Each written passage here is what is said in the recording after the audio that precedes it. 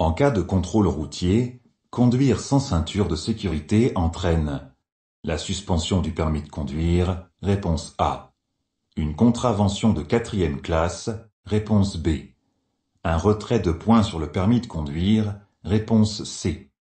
Une immobilisation du véhicule, réponse D.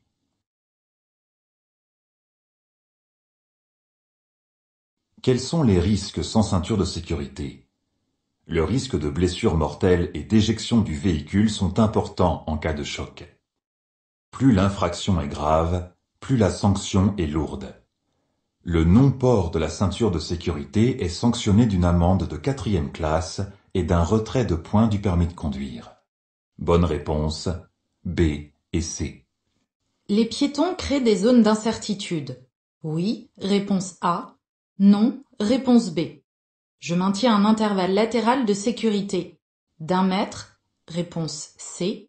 d'1,50 m, réponse D. Quels sont les risques lors du dépassement d'un piéton? Ce type d'usager est imprévisible. Que va-t-il faire? C'est ce que l'on appelle une zone d'incertitude. Pour le dépasser, je garde le pied devant le frein et je maintiens un intervalle latéral d'1 mètre avec lui en agglomération. Bonne réponse, A et C. Suite à un choc à 50 km/h, les chances de survie d'un piéton sont d'environ 10%, réponse A, 20%, réponse B, 50%, réponse C, 75%, réponse D. Pourquoi les chances de survie d'un piéton varient-elles selon la vitesse? On pourrait prendre comme comparaison un œuf cru contre une table. En gros, plus l'œuf tombe de haut sur la table, plus les séquelles sur l'œuf sont importantes. Ainsi, lors d'un choc avec un véhicule, les chances de survie d'un piéton sont de 20% à 50 km/h. À 30 km/h, les chances de survie sont de 90%. Bonne réponse, B. Parler à une victime en attendant les secours la rassure. Oui, réponse A. Non, réponse B. La tient éveillée? Oui, réponse C. Non, réponse D. Pourquoi dois-je tout faire pour que la victime reste consciente? Les secours ne pourront pas connaître les douleurs, les difficultés ou les traitements médicamenteux de la victime. Le fait de lui parler la rassure. Elle n'est pas seule. Les secours vont arriver pour l'aider. Bonne réponse, A et C. L'action répétée de l'accélérateur dans un bouchon augmente la pollution, réponse A. Favorise un démarrage rapide, réponse B. Diminue les risques de calage, réponse C. Qu'est-ce que le dioxyde de carbone? Pour fonctionner, le véhicule brûle du carburant et rejette du dioxyde de carbone par le pot d'échappement. C'est une des principales causes de la pollution atmosphérique qui crée des problèmes respiratoires. Pour faire avancer ma voiture plus vite, j'appuie plus sur l'accélérateur. Le véhicule consomme donc plus de carburant et rejette plus de dioxyde de carbone. Bonne réponse, A. Le véhicule derrière moi respecte les distances de sécurité. Oui, réponse A. Non, réponse B. Je freine? Oui, réponse C. Non, réponse D. Quelle est l'utilité des distances de sécurité? La distance de sécurité à maintenir entre deux véhicules permet d'éviter une collision, face à un ralentissement brusque par exemple.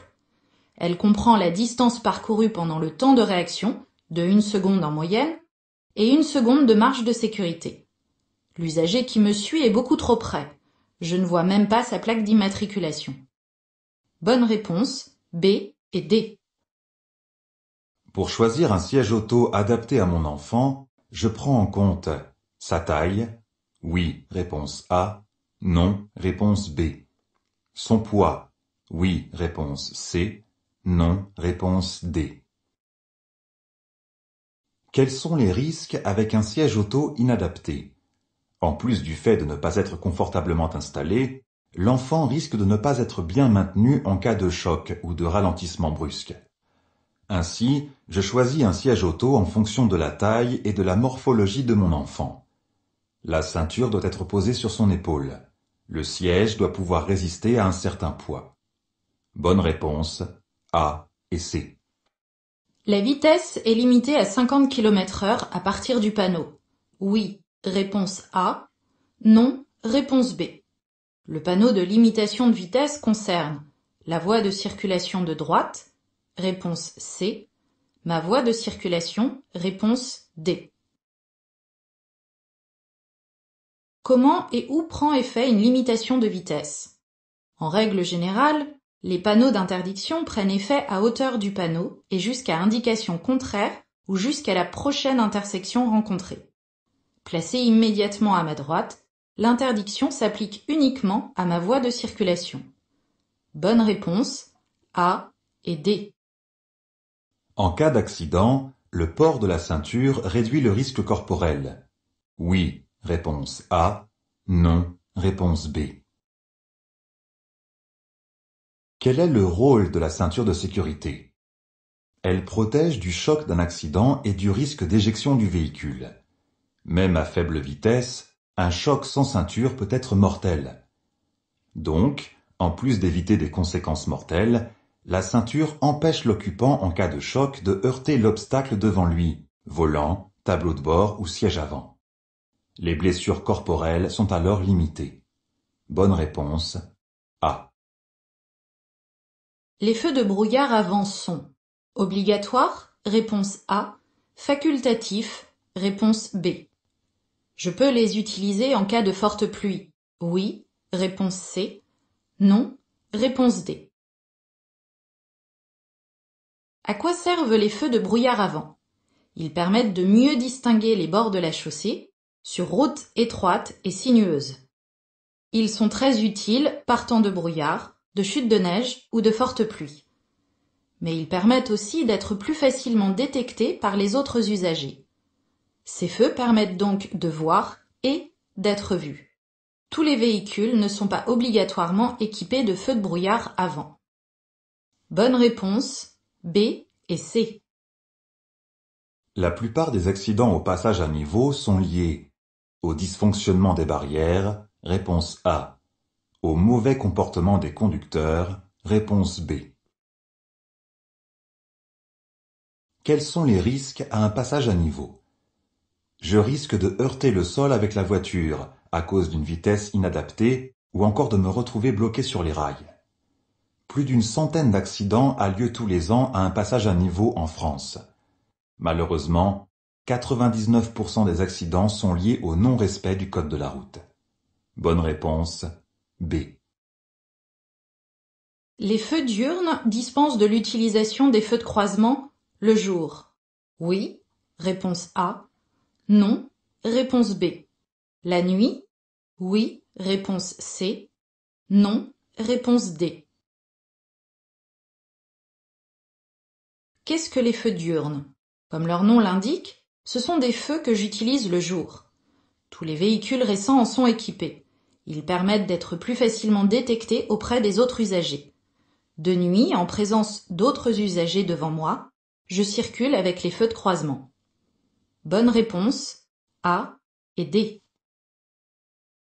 Cette commande permet de régler le rétroviseur intérieur, réponse A. Le rétroviseur extérieur droit, réponse B. De contrôler l'angle mort. Oui, réponse C. Non, réponse D. À quoi servent les rétroviseurs extérieurs?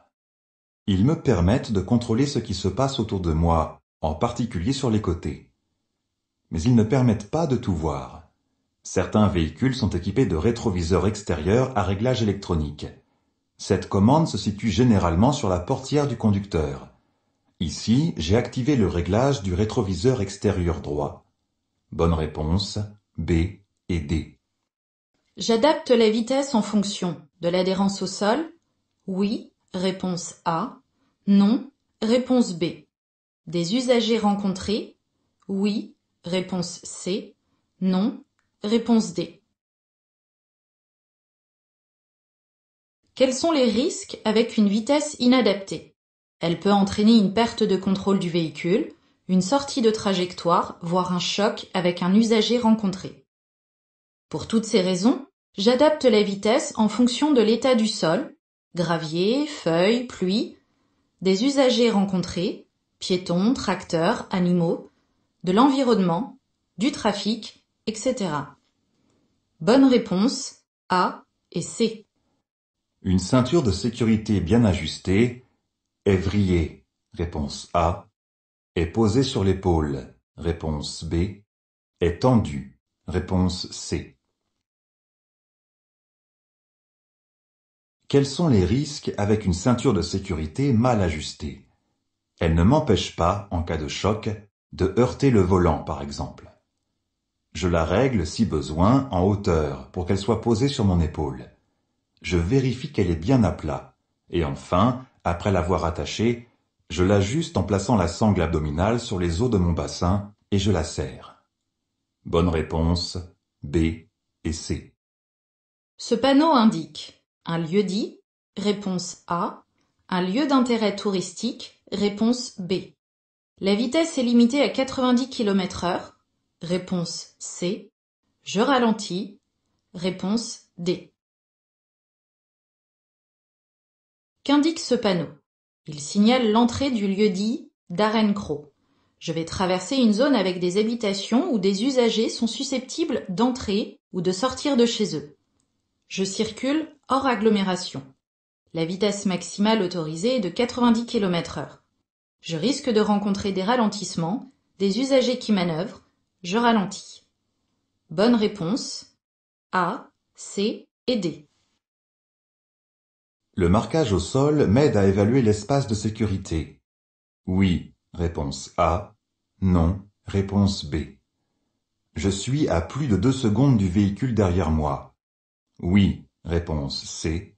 Non, réponse D. Comment évaluer l'intervalle de sécurité? Il existe 3 façons de vérifier si l'intervalle de sécurité est suffisant. Je peux utiliser le marquage au sol, multiplier par 6 la dizaine de la vitesse, ou prendre un point de repère. Je ne vois même pas la plaque d'immatriculation du véhicule qui me suit. Il est beaucoup trop près. Bonne réponse, A et D. Je vais tout droit. La principale zone de danger à surveiller est l'intersection au feu, réponse A, le virage à droite, réponse B, le rétroviseur intérieur, réponse C. Qu'est-ce qu'une zone de danger? C'est une zone où je risque de devoir agir pour éviter un accident. J'aborde une intersection où le feu m'autorise à passer. Je m'assure que tous les usagers présents vont bien appliquer le régime de priorité avant de m'engager. Bonne réponse A. Pour anticiper, mon regard se pose. Au point d'horizon de la route, réponse A. Sur le bas-côté à ma droite, réponse B. C'est quoi anticiper? C'est prévoir ce qu'il va ou peut se passer.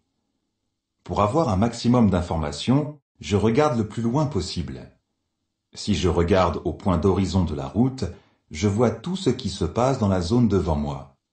Je peux adapter facilement mon comportement. Bonne réponse A. Je circule sur une route prioritaire. Oui, réponse A. Non, réponse B. À l'intersection, les usagers de droite peuvent rencontrer un stop, réponse C, un céder le passage, réponse D. Comment savoir si je suis sur l'axe prioritaire? Le panneau jaune indique que je circule sur une route à caractère prioritaire. Sur le panonceau schéma, le trait épais représente l'axe prioritaire et le fin, l'axe non prioritaire. Je me situe toujours en bas du panonceau. Je suis donc sur la route prioritaire. Les usagers venant de droite rencontrent un stop ou un céder le passage. Bonne réponse A, C et D.